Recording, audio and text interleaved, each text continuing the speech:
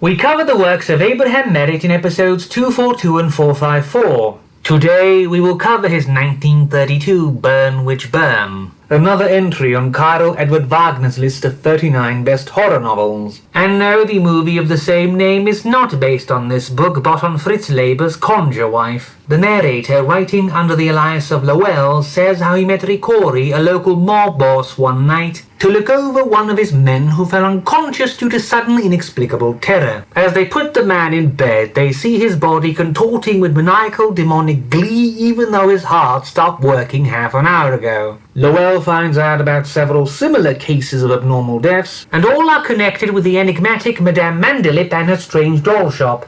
Ricori has her shop shattered but is nearly killed several times, including by Lowell himself. Then a troop of dolls inhabited by the souls of Mandelip's murder victims come to try and kill Lowell, but tear out his fellow doctor's throat instead. The mob then kidnaps Lashna, Mandelip's young unwilling niece, really a girl she kidnapped in childhood, and they find out she's been murdering people with dolls longer than they can imagine. Then the witch kills her. Lowell and the mob goes to try and kill Mandelip in her shop, but she holds them in bondage and would have them kill each other. But a doll inhabited by the soul of one of Lowell's nurses stabs the witch in the throat and she dies. Lowell's attempts at rationalizing this by saying the witch convinced herself of her own magic powers and then dramatized her performance by stabbing herself in the throat because she deluded herself into thinking her doll was alive is just stupid though. It really does not read like a Merritt novel at all. If anything, it kept reminding me of Frederick Brown. Merritt is definitely better at his Lost Race fantasies. I have no idea who Herbert E.Chase was. He wrote the 1884 A Double Life or Starr Cross and Hypnotic Romance. And unless he's the same Herbert E. Chase who published a book about pruning orchards 30 years later, it was his only book. A dying pregnant woman is found outside of a New York gentleman club, back when that meant billiards and smoking and not, well, you know.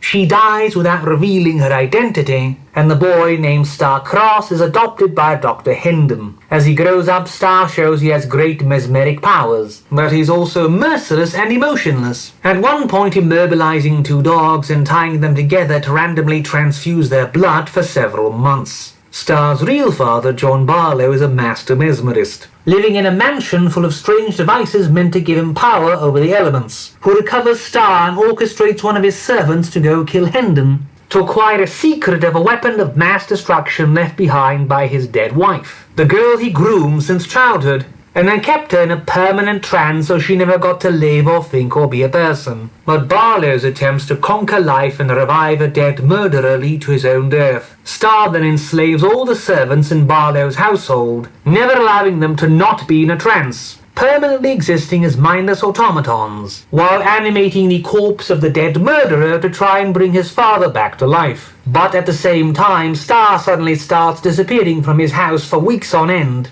showing up as regular workman Edward True, who has no memory or idea about any of his mad science experiments, falls in love with a woman and marries her. Then, after falling into a coma as Starr, he wakes up as Edward, his other personality gone forever. And no, this is not the result of any kind of hypnotic or mesmeric experiment on Starr's part. It happens out of nowhere for no reason. The book has some issues, including sermonizing about morals, including a chapter bemoaning the American Civil War that doesn't mention the word slavery once, even indirectly.